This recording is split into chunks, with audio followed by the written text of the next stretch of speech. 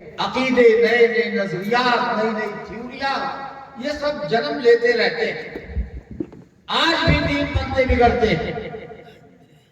لیکن میرے بھائیوں، ان تمام نئے اور پرانے ادیان و مذاہب کے بیچ میں سے اللہ رب العالمین کے ہاں جو چیز قابل قبول ہے وہ ایک ہی دین ہے جس کا نام دین اسلام ہے۔ کوئی دین اللہ کے ہاں قابل قبول نہیں ہے، چاہے پہلے کا ہو چاہے بعد کا ہو۔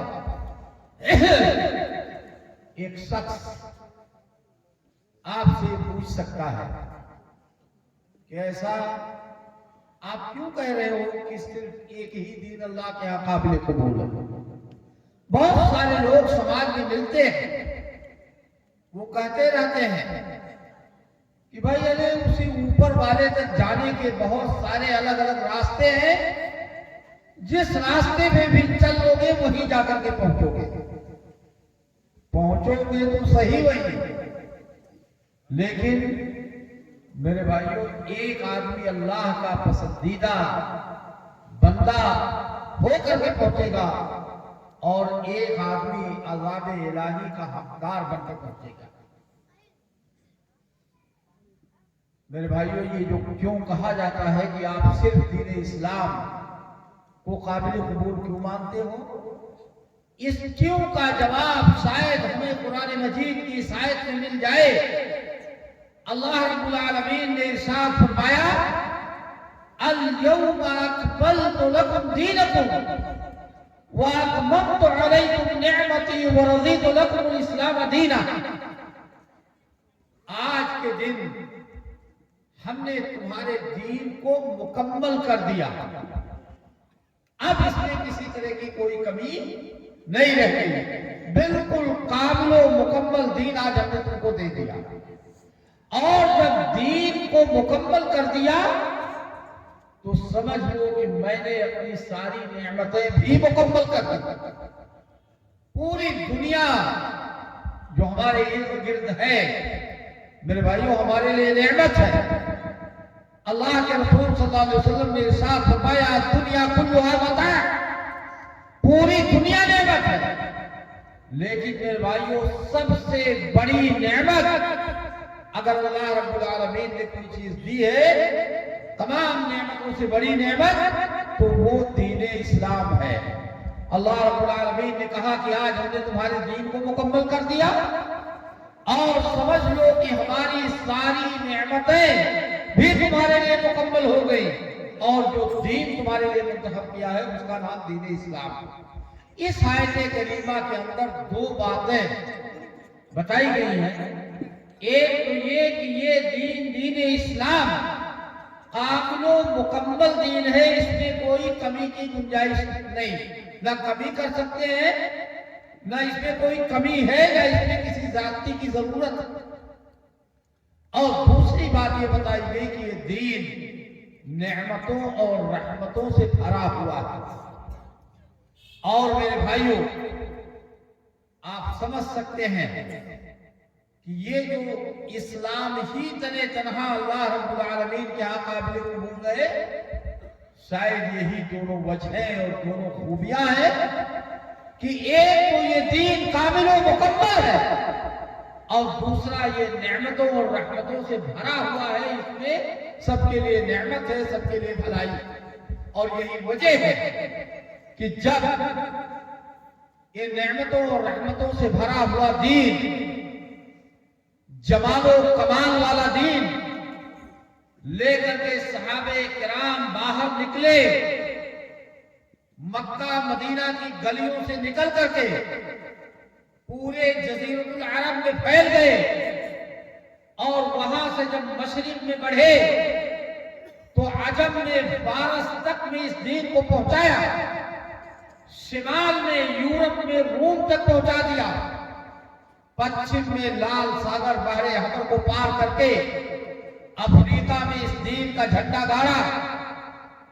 یہی دونوں وجہیں ہیں کہ جس کی وجہ سے جب صحابہ کرام اس دین کو لے کر کے دنیا کے دوسرے حصوں میں پہنچے تو میرے بھائیوں دنیا کے دبے کچلے دنیا کے مظلوم اور ستائے ہوئے لوگوں نے اس دین کی اچھائی کو، اس دین کی نعمتوں کو اور رحمتوں کو جب پایا تو بڑی تیزی کے ساتھ لپک کر کے دنیا کے مظلوموں نے اس دین کو قبول کر لیا اور دین اسلام میں داخل ہو گئے.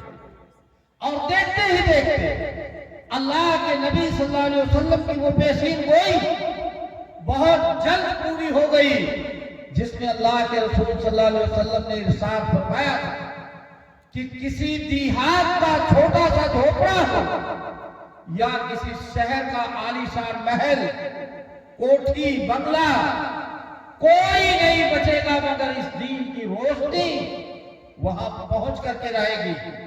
وَلَوْ بِعِزِّ عَزِيزٍ أَوْ ذِلِّ ذَلِيلٍ، یہ الگ چیز ہے کہ عزتدار لوگ اس کو عزت کے ساتھ مانیں گے اور ذلیل لوگوں کو ذلت کے ساتھ ماننا پڑے گا. اور میرے بھائیو، آج ہم اور آپ اپنی انہی کھلی آنکھوں سے دیکھ رہے ہیں کہ دنیا کا کونا کونا، دنیا کا چپا چپا، دنیا کا گوشہ گوشہ، کوئی علاقہ نہیں بچا ہے جہاں اللہ اکبر کی صدا نہ آ رہی ہو، اور کوئی علاقہ نہیں بچا ہے جہاں لا الہ الا اللہ محمد رسول اللہ پڑھنے والے لوگ موجود نہ ہوں. اللہ کے نبی صلی اللہ علیہ وسلم کی پیشین گوئی پوری ہو گئی. دیہات سے لے کر کے شہر کے عالیشان محلوں تک اس دین کی روشنی پھیل چکی ہے، پہنچ چکی ہے. یہ کیوں میرے بھائیوں؟ اس لیے تیزی کے ساتھ یہ دین پھیلا کہ یہ دین کامل و مکمل دین اور نعمتوں اور رحمتوں سے بھرا ہوا دین. یہ الگ چیز ہے کہ جن لوگوں کو اسلام کی سچائی معلوم نہیں یا اسلام کی سچی تعلیم کو جان لینے کے بعد بھی چونکہ انہیں اسلام سے عناد، بیع اور دشمنی ہے، اس لیے اس حقیقت کو ماننے کے لیے تیار نہیں ہے کہ اسلام اپنے جمال و کمال سے پھیلا، بلکہ وہ یہ الزام لگا کے نہیں سکتے کہ اسلام اپنی اچھائی اور جمال و کمال سے نہیں پھیلا ہے، بلکہ اسلام دو وجہوں سے پھیلا.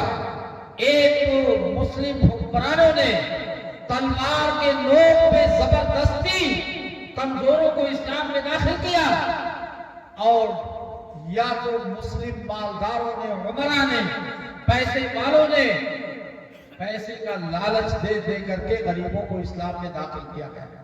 میرے بھائیوں، یہ دونوں الزام کہ اسلام کو تلوار کے زور پر زبردستی پھیلایا گیا یا دولت کی لالچ دے کر کے غریبوں کو اسلام میں داخل کیا گیا، یہ پہلے بھی غلط تھا اور آج بھی غلط ہے. اسلام نہ زبردستی پھیلایا گیا اور نہ دولت کی لالچ دے کر کے پھیلایا گیا، بلکہ اسلام اگر پھیلا ہے تو وہ اپنے جمال و کمال کی وجہ سے. اچھا، یہ بات آپ کیسے کہہ سکتے ہو کہ اسلام زبردستی پھیلایا گیا، جبکہ سچائی یہ ہے کہ زبردستی آج تک دنیا میں کوئی اپنی بات کسی سے منوا ہی نہیں سکا ہے. دل سے کوئی آدمی کسی کی غلط بات کو زبردستی تسلیم کرنے کے لیے تیار نہیں ہے. اگر زبردستی تلوار اور طاقت کے بلبوتے پر کوئی دین اس دنیا میں پنپتا اور پھیلتا تو میرے بھائیو آج اس دھرتی پر فرعون کا دین ہوتا. فرعون نے بڑی طاقت کا سہارا لیا، بڑا ظلم کیا، قوم بنو اسرائیل پر بہت بڑا لشکر اس کے پاس تھا، ہزارہ طاقت کا سہارا لیا، اور دین اس کا یہ تھا، اس نے جو پیش کیا کہ مجھ کو خدا مان لو، لیکن ہزار طاقت کے استعمال کے بعد بھی آج دنیا میں ایک شخص آپ بھول کر کے نہیں لا سکتے جو فرعون کو اپنا رب یا اپنا معبود یا اپنا خدا ماننے کے لیے تیار ہو، کوئی نہیں. تو اگر طاقت کے بلبوتے پر کوئی بات پھیلتی تو آج فرعون کا دین چلتا، لیکن نہیں چل رہا ہے، ایک آدمی ماننے کے لیے تیار نہیں ہے. آگے بڑھ کر کے ہم ہسٹری میں دیکھتے ہیں چنگیز خان ایک بہت بڑا ظالم اور کافر بادشاہ تھا، اس کے پاس بہت بڑا لشکر اور بہت بڑی طاقت تھی. اس نے طاقت کا استعمال کیا اور مسلم ریاستوں میں سے بہت سارے شہروں اور ملکوں کو روٹ ڈالا، سمرقند و بخارا کی اینٹ سے اینٹ بجا دی، زبردستی کیا. لیکن آج چنگیز کو اچھا کہنے والا دنیا میں ایک آدمی نہیں ملے گا۔ اس کا پوتا ہلاکو خان جب وہ آیا تو اپنے دادا کی ریاست کو، حکومت کو آگے بڑھاتے ہوئے اس نے اور بڑی فوج اور طاقت کا استعمال کیا، اور جب ہلاکو خان کی فوجیں بغداد شہر کے اندر داخل ہوئی تو اس وقت کے مورخ ابن اثیر رحمہ اللہ اپنی کتاب الکامل میں لکھتے ہیں کہ صرف ایک شہر بغداد کے اندر تقریباً 18 لاکھ مسلمانوں کا قتل عام کیا گیا۔ کتنی طاقت کا سہارا لیا تھا؟ ایک جنگ میں، ایک شہر میں اگر 18 لاکھ انسان مارے جاتے ہیں تو اس کا مطلب کہ بہت بڑی طاقت کا سہارا لیا۔ لیکن میرے بھائیوں، نہ اس کے دادا چنگیز کو آج دنیا میں ماننے والے موجود ہیں، اور نہ ہلاکو کو اچھا کہنے والا ایک آدمی ہے، بلکہ اسی ہلاکو کا پوتا، اس نے اسلام قبول کیا، مسلمان بنا، اور ایران پر اس نے اپنی ایک مضبوط حکومت قائم کی، اور اسی کی اولاد میں سے بابر نامی ایک شخص نکلا اور ہندوستان میں آ کر کے اس نے مغلیہ سلطنت کی بنیاد رکھی۔ تو طاقت کے بلبوتے پر اگر کوئی بات چلتی تو آج چنگیز کا دین چلتا، ہلاکو کا دین چلتا، لیکن نہ چنگیز کو اچھا کہنے والا ایک آدمی پاؤ گے اور نہ ہی ہلاکو کو۔ آگے بڑھ کر کے آپ دیکھ لیجیے، کارل مارکس ایک یہودی تھا، اس نے کمیونسٹی مذہب کی بنیاد رکھی، اور اس کا چیلا لینن جب آیا تو اس نے توپوں اور بندوقوں اور بارود کا سہارا لیا اور طاقت کا اتنا استعمال کیا کہ اس نے مسلمانوں کے بیشتر ملکوں کو تباہ کر دیا۔ قرآن پڑھنے پر پابندی لگائی، اذان اور نماز کی سزا مقرر کی، سزائے موت بہت زبردستی کی اس نے، اور وقتی طور پر وہ اپنی حکومت اور سلطنت کو بڑھانے میں کامیاب رہا۔ سوویت یونین یعنی رشیا جیسا سپر پاور ملک اس نے بنا ڈالا، ٹھیک ہے، لیکن ابھی 40-45 سال پہلے ہم نے آپ نے اپنی آنکھوں سے دیکھا کہ وہ سپر پاور رشیا یا سوویت یونین جو دنیا کا سب سے بڑا ملک اور طاقتور ملک تھا، ٹوٹ گیا۔ کمیونسٹی مذہب، لینن اور مارکس کا مذہب دنیا نے ماننے سے انکار کر دیا، اس کا ملک ٹوٹا اور اس کے 13 حصے بن گئے۔ اگر 7 ملک نصرانیوں کے قبضے میں آئے تو 6 ملک مسلمانوں کے قبضے میں آئے۔ تو طاقت کے بلبوتے پہ اگر کوئی آدمی اپنی بات منوا سکتا تھا تو دنیا کے اندر بڑے بڑے حکمرانوں نے بڑی بڑی طاقتوں اور فوجوں کا سہارا دیا۔ جب ان کی بات نہیں مانی دنیا والوں نے تو اسلام ہی پر آپ یہ الزام کیسے لگا سکتے ہو کہ اسلام طاقت کے بلبوتے زبردستی پھیلایا ہے؟ میرے بھائی، میں آپ کو بتانا چاہتا ہوں کہ محمد عربی صلی اللہ علیہ وسلم نے اپنے زمانے میں کتنی طاقت کا سہارا لیا۔ نبی کریم صلی اللہ علیہ وسلم کے زمانے میں تقریباً 99 جنگیں لڑی گئی، 27 ایسی جنگیں جس میں اللہ کے نبی صلی اللہ علیہ وسلم خود شریک رہے، اور 72 ایسی جنگیں جس میں آپ نہیں گئے، آپ کے صحابہ گئے، لیکن کم و بیش تقریباً 99 جنگیں لڑی گئی۔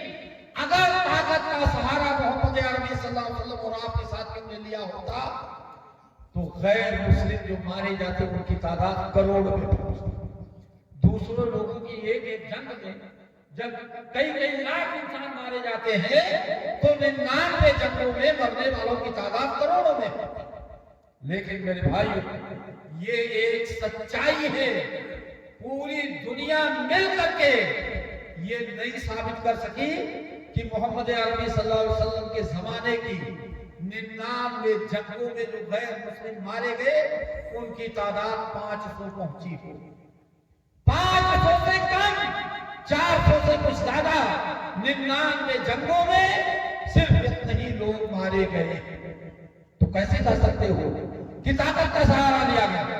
بلکہ سچی بات تو یہ ہے کہ طاقت کا سہارا ہمیشہ لیا گیا ہے اسلام پھیلانے کے لیے نہیں، اسلام سے روکنے کے لیے۔ میرے بھائیو، لبینہ رضی اللہ عنہ، حضرت لبینہ رضی اللہ عنہ حضرت عمر رضی اللہ تعالیٰ عنہ کی نوکرانی تھی۔ اسلام قبول کیا اپنے آقا سے پہلے حضرت عمر رضی اللہ تعالیٰ عنہ کو غصہ آیا، پکڑ کر کے کھمبے میں باندھ دیا اور کہا کہ لبیدہ اسلام چھوڑ دو ورنہ تمہاری کھال پھیڑ کر کے رکھ دوں گا۔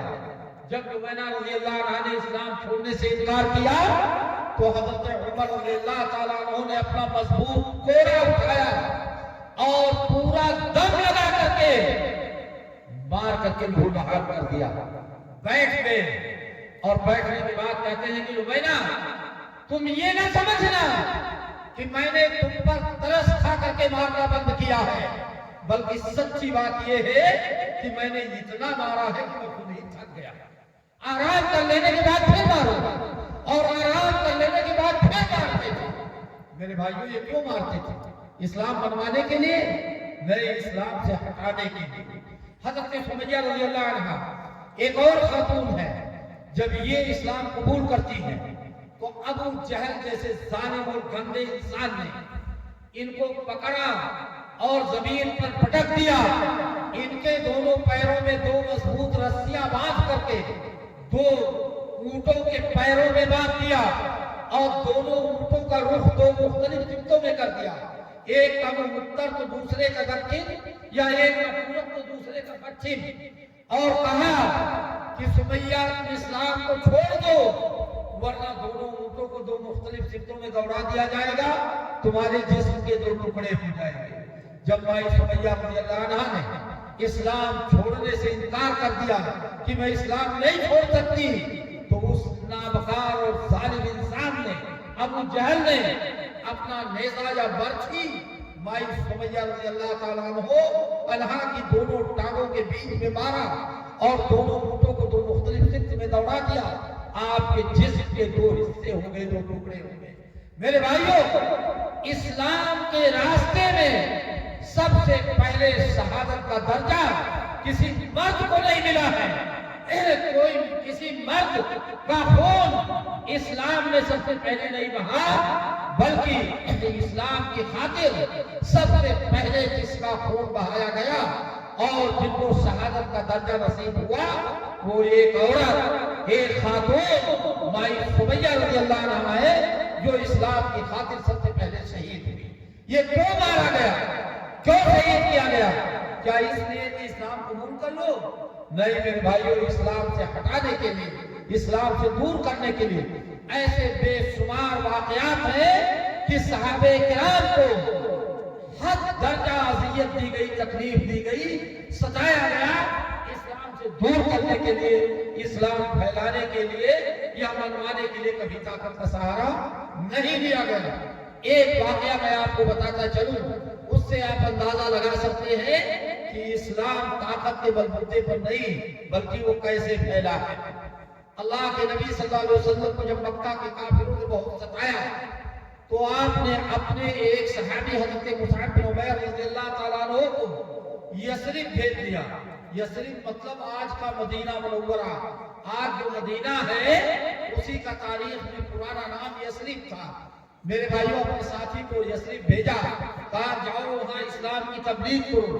یہ گئے تو وہاں یثرب کے اندر 5 قبیلے یا کہیے 5 خاندان آباد تھے۔ 3 قبیلے یہودیوں کے تھے، بنو قریظہ، بنو نذیر، بنو قینقاع، اور 2 خاندان مشرکین و کفار کے تھے۔ ایک کا نام تھا اوس اور دوسرے کا نام تھا خزرج۔ لیکن قبیلے اوس کی تعداد سب سے زیادہ تھی، اس لیے پورے یثرب شہر پہ حکومت یا اگوائی یا سرداری یہی قبیلے اوس کے لوگ کرتے تھے۔ بڑے سردار تھے، حضرت سعد بن معاذ رضی اللہ تعالیٰ عنہ اس وقت مشرک تھے اور نائب سردار تھے وہاں کے، ان کے خالہ زاد بھائی حضرت اسید بن حضیر رضی اللہ تعالیٰ عنہ، دونوں بھائی مل کے حکومت کر رہے تھے۔ جب اللہ کے نبی صلی اللہ علیہ وسلم کے صحابی حضرت مصعب بن عمیر رضی اللہ تعالیٰ عنہ نے یثرب میں تبلیغ کا کام شروع کیا تو بڑی تیزی کے ساتھ اوس و خزرج کے کفار و مشرکین نے اسلام کو قبول کرنا شروع کر دیا۔ اب ان دونوں بزرگوں کو اپنی کرسی ڈگمگاتی ہوئی نظر آئی کہ جب سب مسلمان ہو جائیں گے तो हम फिर हुकूमत किस पर करेंगे, इसलिए मीटिंग बुलाई।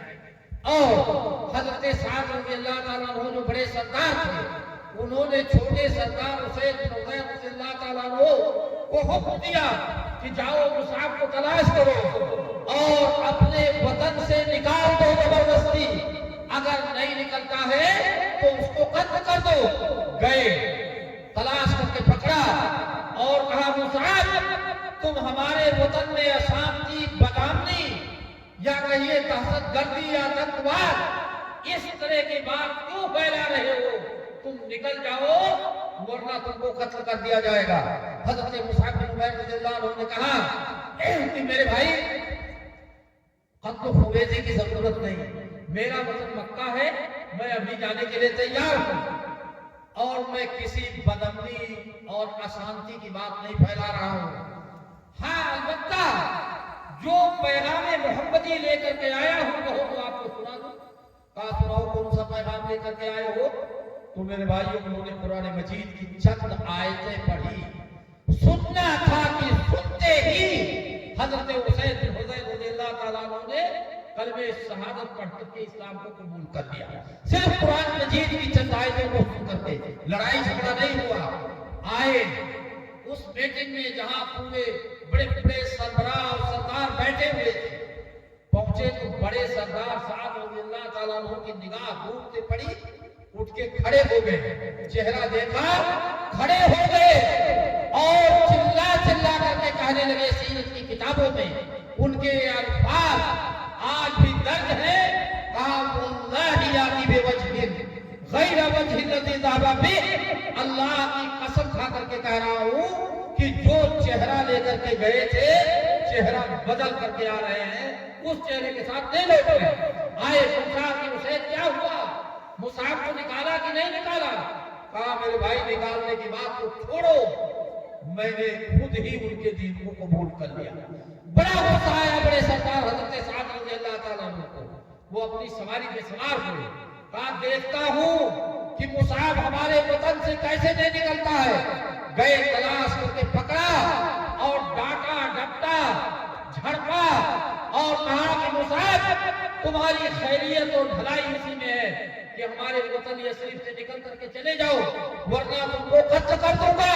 कहा मेरे भाइयों, भाई मैं लड़ाई करने नहीं आया हूँ, मैं अभी मक्का अपने वतन जाने के लिए तैयार हूँ। हाँ, अलबत्ता अगर इजाजत दो तो जो पैगाम आपकी कौम को सुनाता आया हूँ आपको भी सुना दो। कहा सुनाओ, कौन सा पैगाम है? उन्हें भी कुरान मजीद की वही चंद आयतें पढ़ करके सुनाई। सुनना था कि वो भी अपना दिल दे बैठे और कलमे शहादत पढ़ करके वो भी मुसलमान हो गए। लौट करके आए, सारा मजमा लगा हुआ है, पूरा मजमा चिल्ला चिल्ला के कहने लगा कि अल्लाह की कसम है कि बड़े सरदार जी भी अपना चेहरा बदल करके आ गए। वो आए, उन्होंने तकरीर की, लोगों को मुखातब किया और कहा कि मेरे भाइयों, मोहम्मद के दीन में सबकी भलाई है, दुनिया की भी भलाई है, आखिरत की भी भलाई है।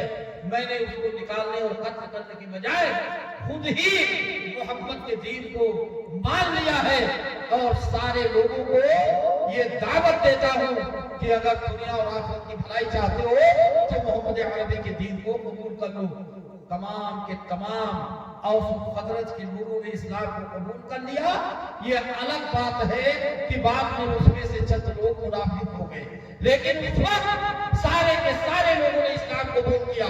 तो मेरे भाइयों, मैं आपसे ये कर रहा था कि कत्ल खुरेजी, दहशतगर्दी, आतंकवाद और जोर जबरदस्ती इस्लाम नहीं फैलाया गया, बल्कि इस्लाम ऐसे फैलाया गया है। कुरान मजीद को सुनाया और लोगों ने सुनने के बाद उसकी हक़ानियत और सच्चाई को मानते हुए उसे तस्लीम कर लिया।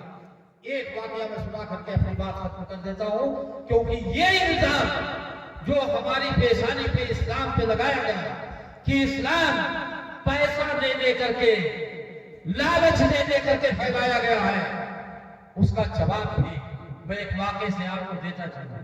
मेरे भाई, दुनिया आज हमें ये बता दे कि वो कौन सी दौलत मोहम्मद अरबी सल्लल्लाहु अलैहि वसल्लम के पास थी اور کون سا کیسر و کسرا کا خزانہ تھا کہ اسے بانٹ بانٹ کر کے آپ عرب کے لوگوں کو مسلمان بنا رہے تھے؟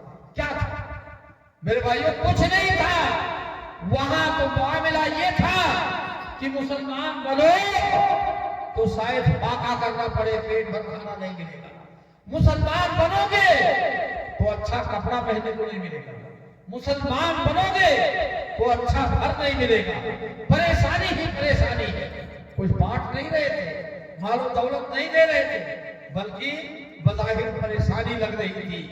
اس کے باوجود فوج در فوج لوگ مسلمان ہوتے چلے گئے، اتنی تیزی سے پھیلا اسلام، کون سی دولت آپ بانٹ رہے تھے؟ میرے بھائیوں، جب اسلام یثرب میں پھیل گیا تو وہاں سے 12 انصاری نوجوان چل کر کے مکہ ہے اور مینا پہاڑی کے کہیں بیچ میں کسی کھوہ میں چھپ کر کے نبی کریم صلی اللہ علیہ وسلم سے ایک میٹنگ کی۔ وہ میٹنگ اس بات پر کہ اللہ کے نبی صلی اللہ علیہ وسلم، مکہ کے لوگ آپ کو بہت ستاتے ہیں، اس لیے آپ ہمارے ساتھ یثرب چلیے، ہمارے وطن، وہاں آپ اطمینان کے ساتھ دین کی تبلیغ کر سکتے ہیں، کوئی پریشانی آپ کو نہیں۔ حضرت عباس رضی اللہ تعالیٰ عنہ اللہ کے نبی صلی اللہ علیہ وسلم کے سگے چچا تھے، جو اس وقت کافر تھے، مسلمان نہیں ہوئے تھے، مگر بھتیجے کی محبت جوش مارنے لگی کہ کہیں ہمارا بھتیجا یثرب سے آئے ہوئے انصاریوں کے بہکاوے میں آ کر کے وہاں چلا نہ جائے، یہاں مکہ میں ہمارا پورا خاندان بنو ہاشم آباد ہے، اس کے ڈر سے لوگ ہمارے بھتیجے پر تلوار نہیں اٹھا رہے ہیں، لیکن اگر ہمارا بھتیجا یثرب چلا گیا تو وہاں تو ہمارا قبیلہ اور خاندان نہیں ہے، وہاں جو چاہے گا ہمارے بھتیجے کو قتل کر دے گا، وہاں کون بچائے گا؟ حضرت عباس رضی اللہ تعالیٰ عنہ اسی فکر میں وہ بھی مینا میں آ گئے اور اس پہاڑی کھوہ میں جہاں چھپ کے میٹنگ چل رہی تھی پہنچ گئے اور کہا کہ اے یثرب سے آئے ہوئے نوجوانوں، کیا یہ جانتے ہو کہ محمد کو یثرب لے جانے کا مطلب کیا ہے؟ کہا ہاں ہم جانتے ہیں۔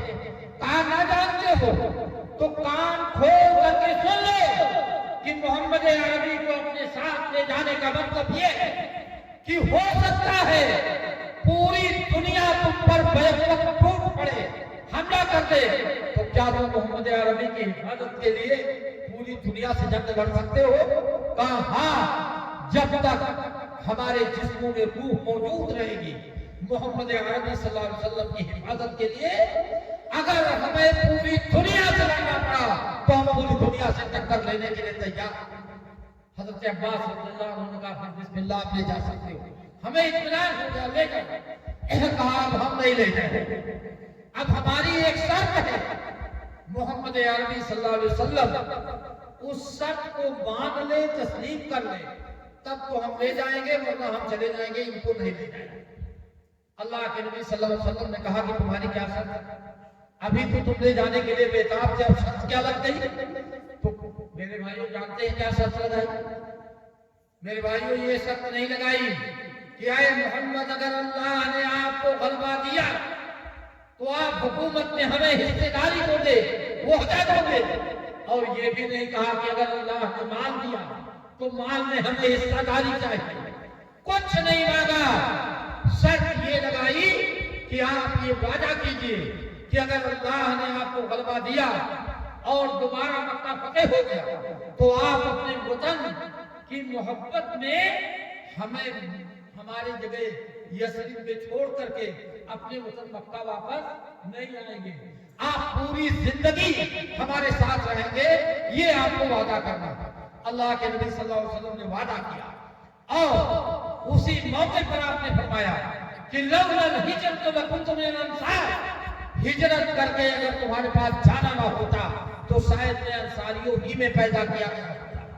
بہرحال اللہ کے نبی صلی اللہ علیہ وسلم کو لوگ لے گئے، آپ نے بعد میں ہجرت کی، معاملہ تو طے ہو گیا، لیکن ایسے دن کے اجالے میں جا نہیں سکتے تھے، اس لیے رات کی تاریکی میں چھپ چھپا کے اللہ کے نبی صلی اللہ علیہ وسلم نے ہجرت کی اور پہنچ گئے یثرب۔ جب یثرب پہنچے تو وہیں سے اس کا نام مدینہ منورہ پڑا، مدینہ منورہ، اب وہ مدینہ ہو گیا۔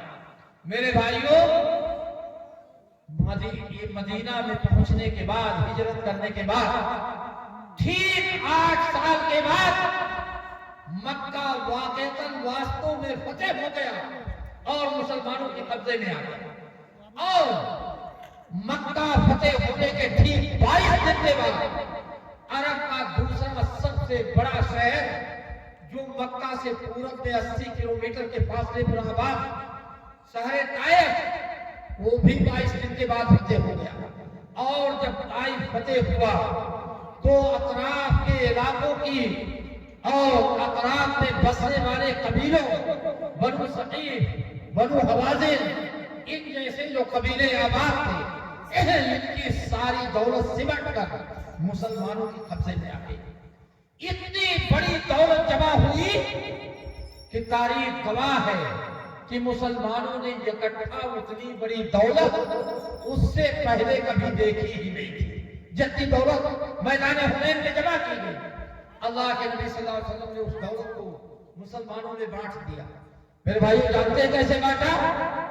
سارا کا سارا مال، ساری کی ساری دولت اپنے وطن، اپنے شہر مکہ کے لوگوں کو دے دیا، اور مدینہ کے انصاریوں کو پھوٹی کوڑی نہیں دی، 1 روپیہ نہیں دیا، محروم کر دیا۔ ان کو ایک شکایت پیدا ہوئی انسان ہونے کے ناطے، ان کو یہ شکایت پیدا ہوئی کہ شاید اللہ کے نبی صلی اللہ علیہ وسلم نے مال کی تقسیم میں انصاف سے کام نہیں کیا، بے انصافی کی، اپنے وطن والوں کو کل دے دیا اور ہم لوگوں کو محروم کر دیا۔ لیکن میرے بھائیوں، پکے مومن، اس لیے جب شکایت پیدا ہوئی تو دل میں چھپا کے نہیں رکھا، بلکہ اس کو اللہ کے نبی صلی اللہ علیہ وسلم تک پہنچایا کہ اللہ کے نبی صلی اللہ علیہ وسلم، ہمارے دل میں شکایت ہے۔ آپ نے اسی میدان حنین میں انصار و مہاجرین کو جمع کیا جو وہاں موجود تھے، اور ایک خوبصورت تقریر کی۔